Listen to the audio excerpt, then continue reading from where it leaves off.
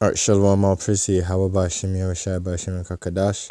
Double honors the apostle of great milestone who will teach one salutation to your Akim on the four corners of the earth, pushing this truth in sincerity and charity. Peace and blessings unto you. This lesson is going to be selfish with our power and covenant. And when I mean this, I'm talking to you so-called Negroes, Latinos, and Native Americans who are the Israelites today.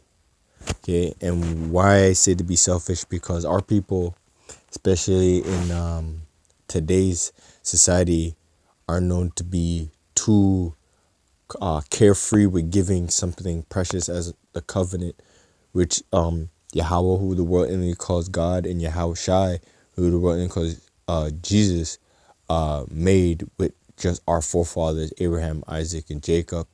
All right, written in stone by Moses. Okay, now I'm gonna go into Joel, the 2nd chapter, verse 27, and it says, "And ye shall know that I am in the midst of Israel, and that I am Yahawah, your power, and none else, and my people shall never be ashamed."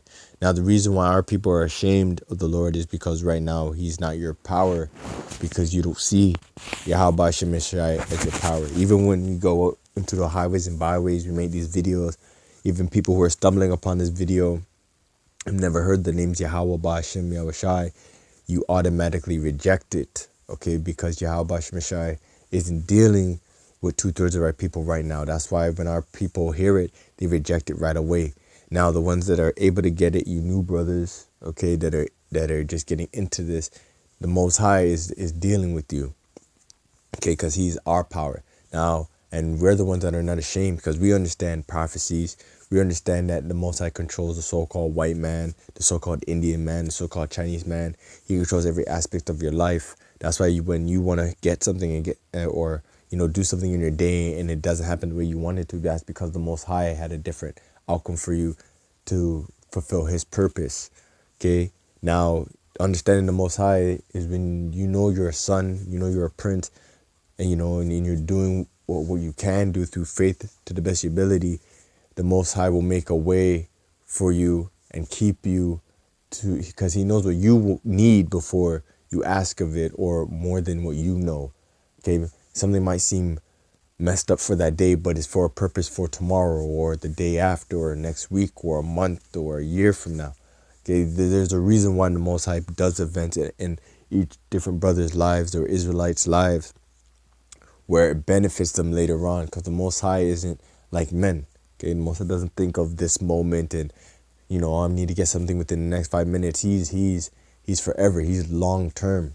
Okay, he understands what needs to be done for long term, and that's a mindset that Israelite really needs to be in. We don't focus really on now. I know we're in the flesh, but it isn't really focused on now, and that's why it says we need to recognize who our power is and be selfish. Our power is an almighty power. Okay, that's what the Most High said in Proverbs. I believe it's Proverbs 93. Salakia. Is it Proverbs 3? Yes. This is Proverbs 3 and 5. Okay. Actually, I'll start up. Verse 1, it says, Proverbs 3 and 1. "My son, forget not my law, but let thy heart keep my commandments." And that's also, again, being selfish. Like today, I went out and a person asked me, why don't I eat pork? Is it a religious thing? I said yes, but I didn't really go into the matter because they're not going to understand this thing of ours, man. No one understands really the Israelite culture, because Esau has oppressed and depressed or suppressed what it is to be an Israelite and how we move, right? So you're not doing certain things in this world, people look at you like you're weird, and I didn't even want to get into the whole conversation because it's not for him. But that being in mind, I understand my power, I understand what he wants me to do, so I just don't do certain things. I don't eat pork, I don't celebrate these holidays. I'll fake it, in front of these people and be like, yeah, happy holiday, just so they leave me alone and don't get on my ass, and I don't do no arguments. But in my mind, in my spirit, I don't give a shit about no damn holidays. I spend no money on no gifts, none of that shit, So That's the spirit brothers should be in. Now, it goes into verse 2, for length of days and long life and peace shall they add unto thee. So every time you try to keep the commandments to the best of your ability, again being selfish, right? Because our people learn to, succumb to what people say to you. Oh, don't worry about what don't worry about the consequences. This is what our people do. They, instead of standing up for first of all Yahweh Shem Shai, if they knew Yahweh Shem Shai and believed in him, they would stand up for him and for themselves.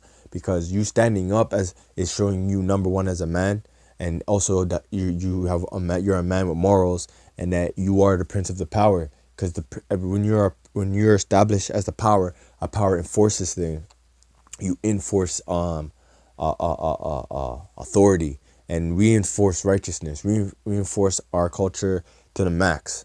Okay, because the Most High said He's exclusively our power, and our power is holy, and holy goes back to the Hebrew word QADASH, which means separate, meaning we don't function like the rest of the world. So don't expect the rest of the world to be accepting to this culture.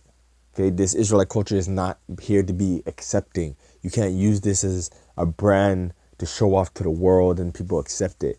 Okay, you just saying the word Israelite makes people feel away. Okay, because spiritually, demons are attacking their mind to stay away from you.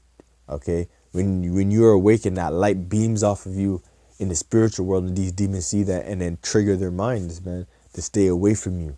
And also Yahweh Shemisha has an edge around you to keep evil forces away from you. That's why no matter what you do or try to do with certain people, it just doesn't work out, because your spiritual era is no longer on the same vibration. You've now reached a higher vibration that you can't come down to, or they can't come up to, unless the Most High wills it.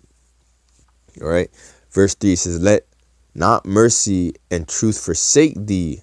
Right? So it says, let not mercy and truth forsake thee. So what does that mean? You have brothers that, they tarry, they go on in this thing, and then what happened? They can't handle the truth. A lot of people have quoted that, the public can't handle the truth, the world can't handle the truth. And it's the mercy, because you're so infatuated by the material things. You want the girls, you want the fame, you want people to give you a good name in this world, right? And you don't want to be bothered with the truth, because the truth makes you different. The truth makes you lose people. The truth makes you a loner. It makes you question yourself. All right, it's really a fight within thyself, and that what can actually get you forsaken. And we're all in the flesh. At times it does get hard, even for me, man. Sometimes I question myself, and I don't want to fall off. I don't want to go into the world. I feel like I'm slacking in videos. I'm slacking in reading. I'm slacking in lessons. Things of that nature. But the one thing that's always powerful, that the Most High always wants you to do, number one, have faith. Because you might be off for a little bit, but if you're Yahweh Hashem has chosen, if He's having mercy with you, if He's lifting you up, He's gonna put that spirit on you to do videos, or to listen, or to do something in the truth. Okay, because the worst thing to do is really be forsaken out of this thing. That's why the Most High said, let not mercy and truth forsake thee. Okay, because that can make you forsaken, man, because it's too much. This sometimes, for certain brothers, this truth and mercy is too much, because the mercy is what? Getting the understanding of knowing who you are. Some people don't like knowing that they're Israelites. They want to go back to being black. They want to go back to being a nigga. They want to go back to living a brutish lifestyle, because that's all they know. For them, it feels comfortable. But being in the truth in a world where a majority of people look down upon you for being righteous is going to be uncomfortable. It's going to be a bumpy ride. You're going to have to learn to keep your mouth shut a lot. You're going to have to learn to really think a lot and move very carefully, because not only is people watching, but you understand in your mind, in your spirit, in your conscience, that Yahweh Shemashah is watching your every move and listening to everything you say. And yes, brothers slip. I slip. I say certain things that I wish I didn't say unconsciously, and consciously sometimes. But at the end, you have to learn to repent. You have to do the prayers, man. I repent all the time, because I know I am not the greatest. I know I'm not the best. But I understand that the one advantage I have over heathen is that I have a power that can guide me with mercy out around RAWCHAA. That's the difference. These heathens don't have slip. They fuck up, and the Most High is out to get them, man. especially if they're messing with an Israelite. Esau's ending path is destruction just for messing with us, man. So are these other heathens. They don't have the chance to just say, Father, forgive me. Most ain't hearing that. He goes, yeah, I gave you stars and rocks and all that stuff to forgive you. Not me, though. Do whatever you want to each other, but don't touch my chosen. And that's why they're going to get the beatdown of a lifetime. Okay? It says, verse, Salaka, keep going. It says, bind them about thy neck, write them upon the table of thy heart. All right, meaning your mind. It says, so shalt thou find favor and good understanding in the sight of Yahweh and man. So that's how you were finding good favor and good understanding. Okay? Because we're rehearsing the righteous acts. Everything we look at and see and do is through the spirit and power of Yahweh, the understanding of Yahweh, not the understanding of science, not the understanding of mathematics and geophysics and all these things, man. Because if you look at all these different people in the world, especially our people who are raised underneath the so-called white man, their view is the so-called white man: money, jewelry, the holes, the cars, the science, the mathematics, the wrong history. That's how they view the world. We view the world spiritually, they view it carnally, and that's something that you just can't teach anyone. Okay? Verse 5, it says, trust in Yahweh with all thy heart, all thy mind, and lean not on thy own understanding. In all thy ways acknowledge him, and he shall direct thy path. And that's having true faith in believing that he's going to guide you and perfect everything. And as a testimony, even today, I got into a little rut where I didn't even know how next week I was going to pay some of my bills. And I threw up some prayers, and RAWCHAA, lo and behold, the Most High made today a way where I was able to get a little extra money exchange to pay for my bills next week, So the Most High made a way for all that to happen. And I honestly just told myself I need to just let go, not stress, put on my burdens and words to Yahweh, and let him handle it. And he did, and that boosts your faith and makes you do more and want to do more for Most High, because he's willing to do more for you. Just for you, just trying to not sin. Just that alone, because you have the prophets. Our burdens is to make lessons and to guide the flock, But all of you who don't make lessons, you still have a responsibility in keeping the faith and doing the commandments to the best of your ability. Just because you're not making lessons doesn't mean now you can just do whatever you want because you are an Israelite. You still have a responsibility of keeping those commandments and being an example. All right.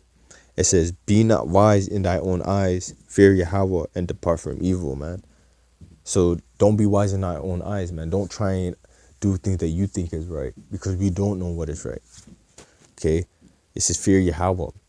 Because when you fear Yahweh, what comes? Wisdom. You'll understand, okay, well, don't be like the Christians, like, if I bless the pork, it's clean, man. It's not like that pork.